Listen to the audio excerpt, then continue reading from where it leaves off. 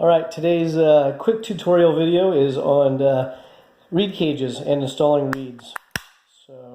And due to feedback, a lot of people said portrait videos are no good. So I'm going to try the landscape video today. But we'll see. Again, I like the comments because it helps us improve the videos, so keep them coming. So this one here is just a CR125 reed cage, and we receive a lot of questions on how to check the reeds or install the reeds. So this is just going to be a quick video on the reeds. Again, this is a CR125 reed cage. It's not the same for every single reed cage, but it'll give you a general idea if you have a different engine. Maybe a Rotax or a Yamaha, like a YZ125. Those are very similar. The Maxsters, the TMs, they have very similar reed cages as well. So again, Honda CR125 reed cage. These are the reeds. These are the reed stops. Some versions of reeds, such as our reeds we use for modified and stock moto engines, they actually have a stiffener on top. But for right now, I'm just going to do the stock reeds. And what you want to do is make sure you break the screws loose before you use any electric tools. It's very important to make sure that these screws here, that you use the right size screwdriver, because these screws are soft and they're easy to strip out. And if you have the screws, and they strip out, give us a call. We have them in stock. You don't want to put a stripped out screw back in your reed cage because it's going to fail when you're at the racetrack. You'll chip some reeds, you'll need to replace them, then you'll remember, oh yeah, I stripped out those screws last time I worked on it. And the other thing to keep in mind, some reed cages are directional, meaning there's an up and a down. With our reeds, we do have two different style reeds where we have different tensions or thicknesses depending on the engine. So it's important you pay attention to the top and the bottom orientation of the reed cage. In this example, it doesn't matter because these are just the stock OEM CR125 reeds, which we sell for $20 a set on shopsweedtech.com. And one of these days I'll figure out how to do point marks and links and all that stuff. But for now, I just need to work on my English and doing a decent video. So again, these are your reed pedals. These are your reed stops. These are not reed stiffeners. These are reed stops. And these are your reed screws.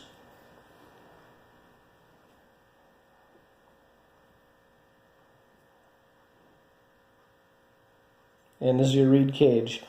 Now, some people refer to this as a pyramid, which is fine. It's just, different description of it. We call it a reed cage.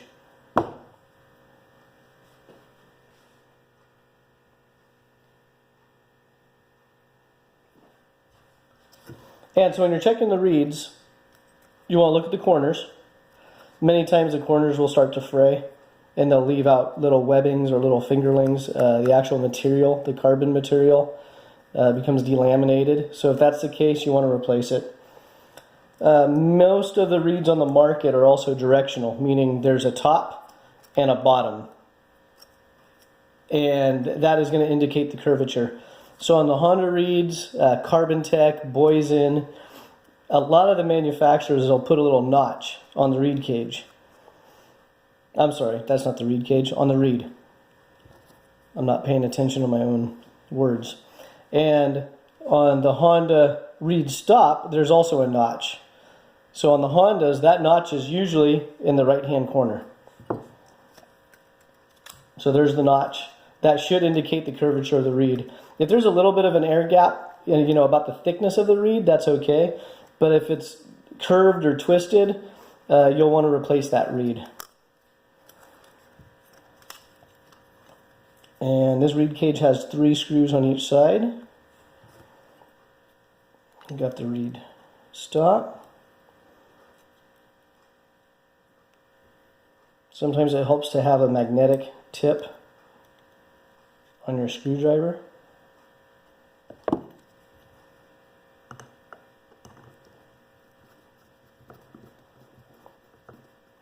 And typically what I'll do is I'll just lightly snug the screws. I always do them by hand first because the reed cages, they don't have very many threads in them, and it's very easy to strip the reed cage out. And you'll also notice these are very small screws, so you don't need 5,000 foot-pounds of torque.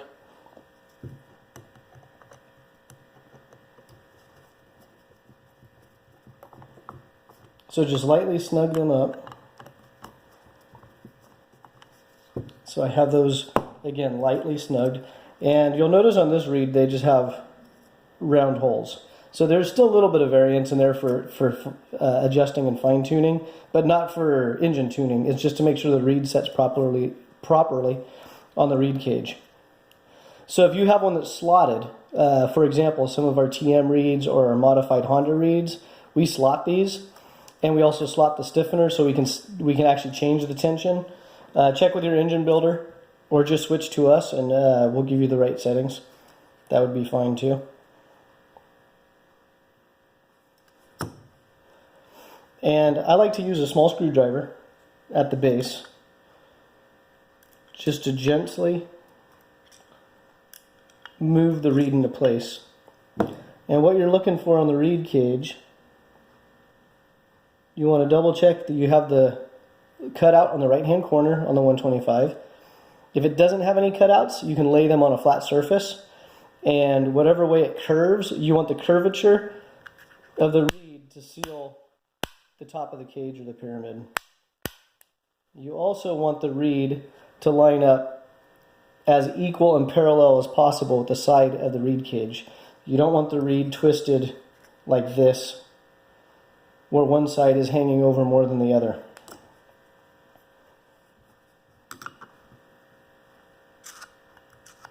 So we're going to check all of that. And again, as I get better with the videos, well, hopefully I get better with the videos, they'll be more watchable, hopefully more user-friendly and useful information. So to me, that one looks pretty good where everything's nice and aligned. Again, some reed designs require a stiffener. So if you have reed stops, you still use the reed stop in addition to the stiffener. But again, your engine builder can also explain that to you. Lightly torque the screws. Sometimes we see the reed cages come in with a little dab of Loctite. If you're in a bind and you think they might come out, you can use a little bit of Loctite, but use a weak Loctite. So when you replace the reeds next time, you can actually take the screws out. So you're going to tighten everything up, just nice and snug. Again, very, very light. The Hondas, they have a little lock washer incorporated as well, so you don't need to get too carried away. So that side's done. I did miss a step, so I might have to go over and do this video again. But when you're pulling the reeds off, you want to check this rubber sealing surface. You want to make sure there's no debris. If there is, take a very sharp razor and lightly drag it to get the debris out. If there's too many marks or if there's rubber missing, replace the reed cage. Because if this surface is damaged, it's going to fray the reeds much quicker. So again, that's basically it. So to recap, reed cage, reed pedal, reed stop. You want the cutout on the Carbon-Tex, the Swedec reeds, the stock reeds, and many other manufacturers on the right-hand side. But when in doubt, lay the reed on a true flat surface, not on my shop towel, but maybe a piece of glass or a piece of granite, nice and flat, and look for the curvature. The curvature should allow the top of the reed pedal, this part here, to touch and seal the top of the reed cage. And if you have a little bit of an air gap on the reed cage, it's fine if it's no more than the width of a reed. If it's a large air gap like that, then the cage is damaged, there's debris stuck in there, or the reed's installed upside down. So double check all that. Alright, thanks for viewing. I'm not going to do that side because my monotone voice is probably driving you nuts already. Have a great weekend.